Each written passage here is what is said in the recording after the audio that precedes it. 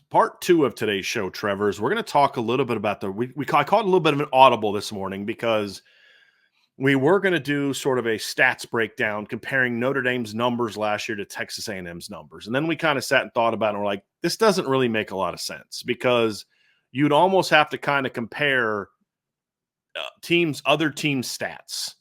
And then, because you've got three new coordinators for these teams. You've got a new D coordinator and offensive coordinator at Texas A&M.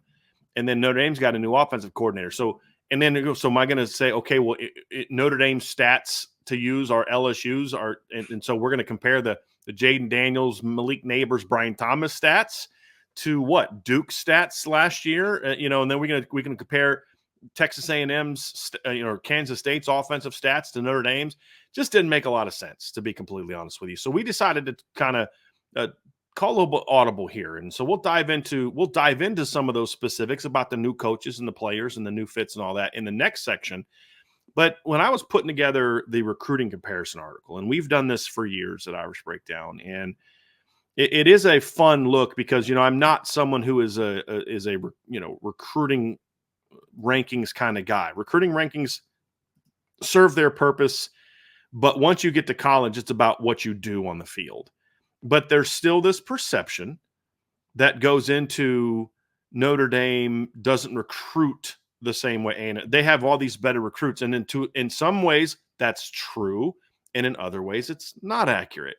And so I wanted to bring that up. But this is the thing to start with, Trevor. We'll look at the Notre Dame offense against the Texas A&M defense, and I thought this was a very fascinating comparison to compare these two. And then the next one's even more so. So when you look at Notre Dame, this is using the On3 consensus rankings of what guys were. You look at it, Texas A&M, 3 5-stars in your starting lineup, all three on the defensive line. And then, of course, you bring a couple 5-stars that are in rotation, another defensive lineman, one's a linebacker or cornerback who transferred from Texas or from Alabama. Then on Notre Dame, no 5-stars, but Notre Dame has 4 stars in the starting lineup. And they have 3 3-stars and 1 unranked player. But as you can see from these lists, Texas A&M has 2 3-stars and 2 unranked players. But obviously, Will Lee, transferred from Kansas State, he's a good football player, clearly outplayed his ranking.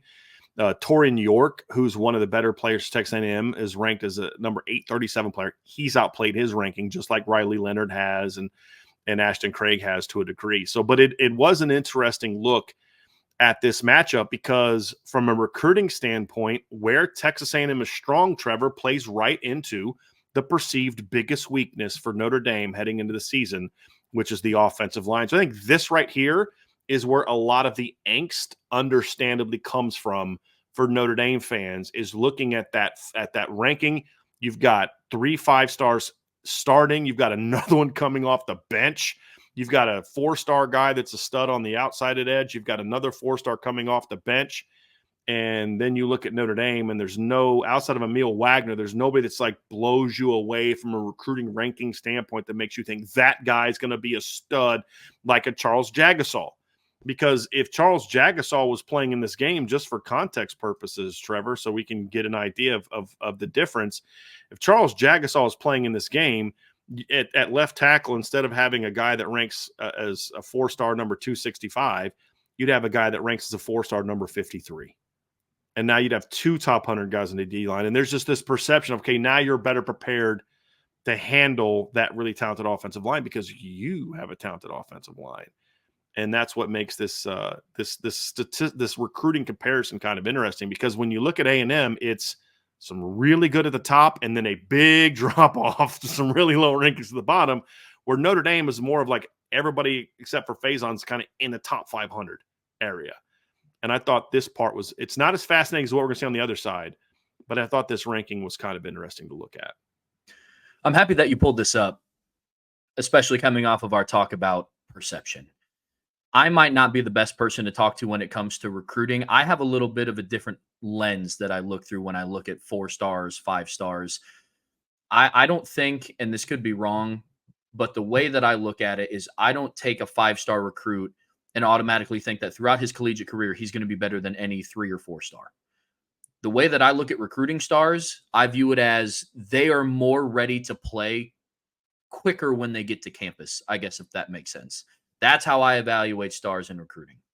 Might not be the most popular thing, but that's what I look at the most. And it gets bogged down so much of Notre Dame's recruiting not as many 5-stars or not as recruiting, not enough star power that we have. Well, I mean, if you go and you look at the Notre Dame teams that have happened since 2017, really, they're not loaded with 5-star talent.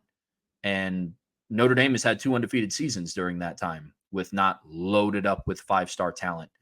I'm happy that you pulled this up, and I do think that this would be something that would be interesting to revisit on Monday, Sunday night, and see how this all shakes out. Because, again, it is perceived that if you have more 5-stars, you will just be the better team. Right. Now, obviously, coaching and development plays a huge factor into the results that happen on the field. Mm-hmm. But if I'm looking at these two teams, especially the starting lineups, and I'm looking at how many 5-stars Texas A&M has versus the 0 that Notre Dame have in their starting offensive lineup, I wouldn't believe you if you told me that the team on the right has gone 500 the last 2 years. Yeah. Right. I mean, actually 12-13, I believe, is their record the last 2 years, right? Now, The interesting thing, too, is of the 3 5-stars in the starting lineup, all of them were on the roster last year. They also had LT Overton on the roster last year as a 5-star kid. They also had Walter Nolan on the roster last year as a 5-star kid. So that is interesting. Now, when you look at how they play, I'd say that one of their 4-stars has played like a 5-star, Nick Scourton. And then Shamar Turner has not played like a 5-star, but he's certainly flashed 5-star potential. DJ Hicks is still a young guy. He was in the rotation last year as a young guy. Shamar Stewart has not played like a 5-star player. But on the flip side, a guy like Torian York has certainly played like a top 150 caliber player, without question, as a true freshman last year at Texas A&M. And it just makes it interesting. Where I find it also fascinating is that you look at the skill player matchup, and that's where Notre Dame actually has a significant recruiting advantage if we're just looking at recruiting rankings. So obviously you have Bo Collins, who's a top 100 recruit. Jaden Greathouse was borderline top 150 guy. Jordan Faison was not, and then you're going to look at Mitchell Evans, who's a 4-star recruit. And then you compare that to Texas A&M, who's projected starting core. So I went with their nickel because that's what they do. They play a lot of nickel. Mike Elko's a nickel guy, and they listed Tyreek Chappell as a starting nickel and a starting corner. So I projected a little bit, put him at nickel, and then put their next 2 guys in there at the outside cornerback spots. And so those are 2 unranked guys who were good players where they came from. Obviously, Will Lee came from Kansas State. We'll dive more into him later, but from a recruiting standpoint, certainly not a knock your socks off kind of guy. And then BJ Mays, who transferred in from UAB, and we'll talk more about them later, not a knock your socks off kind of guy.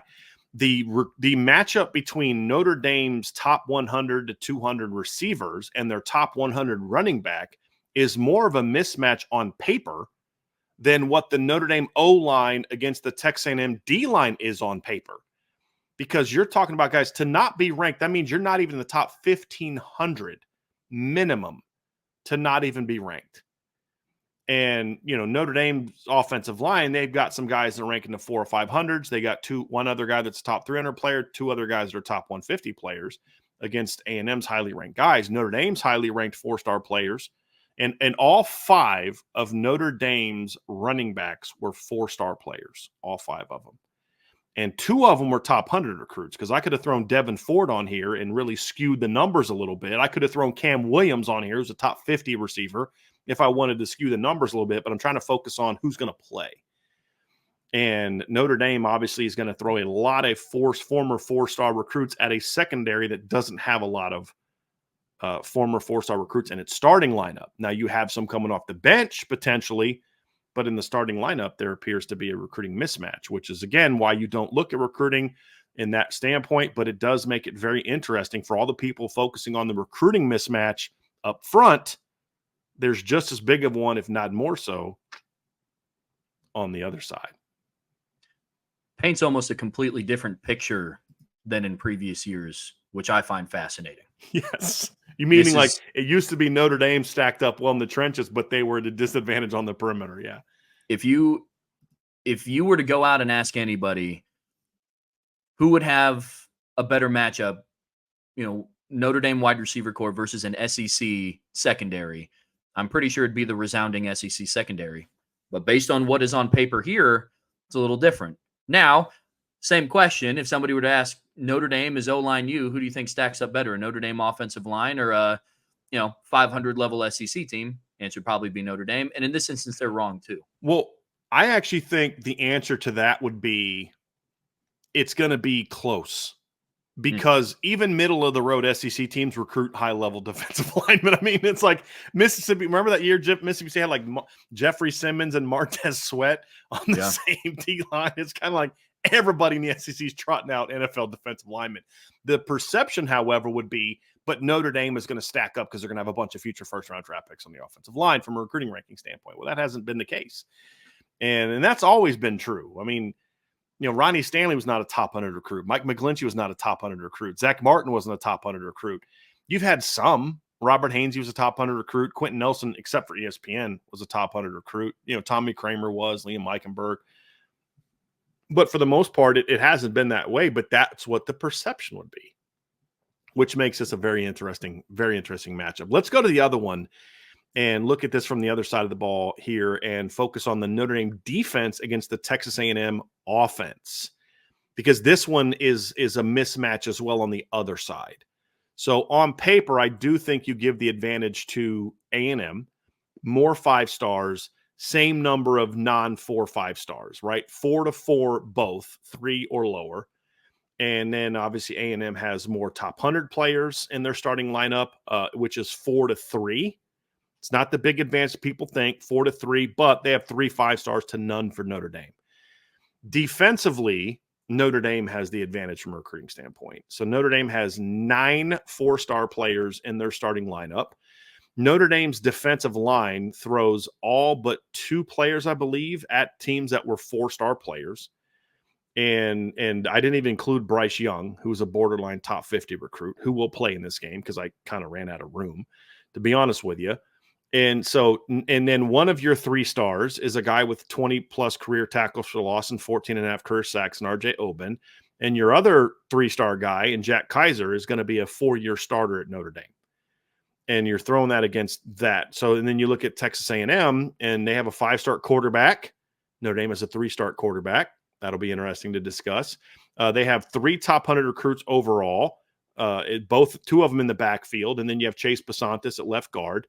Outside of that, they have as many players that rank outside the top. Actually, let me put it this way. They have more starters in their starting lineup that rank outside the top 900 than they have that rank inside the top 500 in their starting lineup, which is very fascinating. Where Notre Dame doesn't have any starters outside of R.J. Oben that rank outside the top 500. And they've only got 2 that rank outside the top 400. And so that makes it very interesting. But then you look at the depth chart, and there are some 4-star receivers that come off the bench, but they're not in the starting lineup. So this one is on the opposite side, which is this is an advantage for Notre Dame.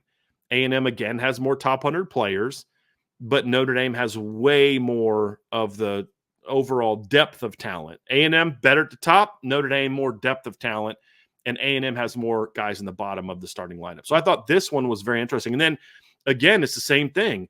The matchup up front is Notre Dame advantage, but not by a ton. The on-paper advantage for Notre Dame is skill players. Once again, it's skill players because all of Notre Dame's projected starting lineup in the secondary are 4-star recruits. And obviously, Benjamin Morrison and Xavier Watts have far outperformed their non-300 top 300 recruiting rankings coming out there. But that's another interesting aspect of this matchup too. I agree. And one of the things that gets me the most excited, strictly just looking at this Notre Dame side, your 2 lowest starred ranking players in the starting lineup are 2 of the oldest guys. Talk about depth, and you talk about recruiting and building up the pipeline. Some of the youngest players are some of the highly recruited players that we have on defense coming off the bench, which is crazy, right? I think that when you look at the star rankings and where everybody is ranked in terms of top 400, top 300, and where they've been at in college football, it makes a lot of sense why Notre Dame's defense has been so good. One of the things that they get a lot of praise on is they're consistent, especially last year. They were a very consistent defense for the most part. And it kind of correlates with how many 4-stars we have in the starting lineup, 9. And I like that. I think it is crazy to look and see that our secondary looks on paper, and I do believe will outperform the star caliber of what Texas A&M has. I think the D-line and the O-line will be somewhat of a wash, but I'm going to give the edge to Notre Dame strictly due to experience and the depth at the defensive line. And the players that don't have as much experience are freak athletes. Insert your Bryce Young here, Boubacar, Josh Burnham, who has good amount of experience, but not as much as a Riley Mills or a Howard Cross. So I do think that looking at these, comparing apples to apples here, I think it paints an interesting narrative that a lot of people, especially nationally, wouldn't think of unless they broke it down and literally looked at this graphic that's up right now. So let's land the plane a little bit. And here's some conclusions from the starting lineups. So if you look at the two teams together and you combine them together, I'm going to pull this up because I believe I had this in my breakdown. Texas A&M has more top 100 players in their starting lineup, 6-4. Notre Dame has more top 150, so that includes 100 plus 150 players, 8-7. Notre Dame has more top 250 players, 10-7. So Notre Dame starting lineup has, 9 and 7. So that's 16 4-star players. And that would be, I believe 5 3-star players and 1 unranked player. And then A&M has, 4 5-stars in the starting lineup, correct? And then they have 5 4-stars. So that's 9 4-star or 5-star players in the starting lineup. Am I doing that math correctly? 5 on offense. No, I'm not doing that math correctly. 5 on offense and 7 on defense. So 12 4 or 5-star players compared to 16 for Notre Dame. So it speaks to what carries the day. Is it the perceived, if they play, let's just say they play to their recruiting rankings to some degree. Does the 5-star top of the line talent outplay the team that has the more depth of talent? That's what makes this matchup so fascinating. It also points to where I do believe Notre Dame needs to continue to get better from a recruiting standpoint is more of those elite high-level players. But sometimes they come in the form of, you look at Shamar Turner and a guy that is a 5-star number 13 player in the country. Sometimes they come in the form of a guy like Benjamin Morrison that was a top 342 player, or Xavier Watts, who's the number 341 player, which I ranked both as top 100 players. I'm just saying. But, that's going to be the fascinating standpoint from a recruiting ranking standpoint, this game is very comparable. Very comparable. In some areas, A&M has an advantage. In some areas, Notre Dame has the advantage. On offense, Notre Dame's offense versus A&M's defense, I think you have to give a slight nod to A&M because of the 5-star level players, the top 100 guys. The other side of the ball, I think, is advantage Notre Dame, which makes this very fascinating and kind of fits to, honestly, to some degree, Trevor, kind of how we perceive the game from a practicality standpoint. Both defenses have the edge over the other team's offense on paper, not recruiting-wise, but just on paper heading in this game, which makes this matchup very fascinating, in my opinion, Trevor. For the recruiting trail for Notre Dame, it has to be an and. To get back to the point that you were talking about earlier, I agree Notre Dame needs more star power, and they need to go get those guys that we can look at the Texas A&M roster and say that they have, right?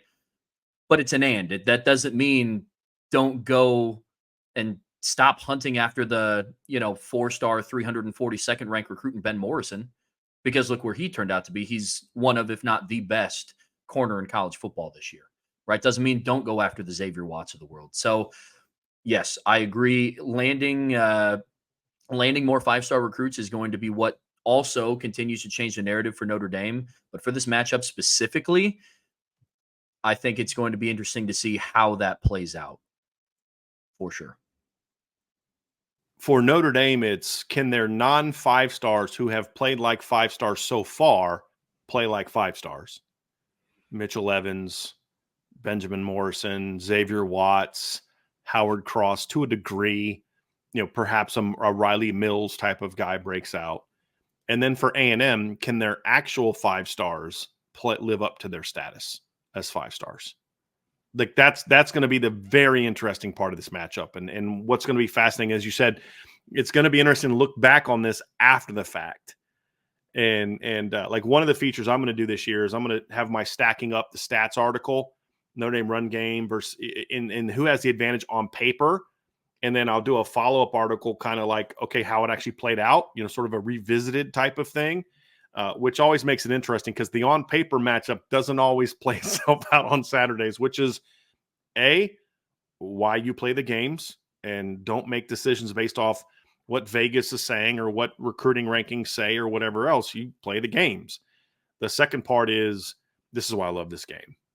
Because more like, I feel like in certain sports, the team with far more talent usually wins. But in football, it's like, yeah, there's a lot of things that go into it when you talk about a team where you're playing 40 dudes every weekend. And that's something I'm looking forward to with this game. So it's going to be a lot of fun. So we're going to get into a more of a detailed breakdown of Texas A&M and the matchup against Notre Dame next. But I thought this would be fun to kind of go through, Trevor. So hold on a second. We're going to get to that part next. Before we go, hit that like button, folks. Hit the subscribe button. Hit the notification bell. Share this podcast. Give us a 5-star review. And if you have not done so, head over to boards.irishbreakdown.com when the show's over, or even in between this next segment, and make sure you sign up for what we got going on at boards.irishbreakdown.com. That is our premium community. There's going to be a lot of things that we're going to put out this season only for that community, including some videos that we're going to record and put out only for that community. So that is, you want to say, what's the true insider part of Irish Breakdown? It's that. Obviously, this is a big part of our community, but that's where you really, really, really are an insider and going to get some stuff that we just don't get anywhere else. So check that out at boards.irishbreakdown.com.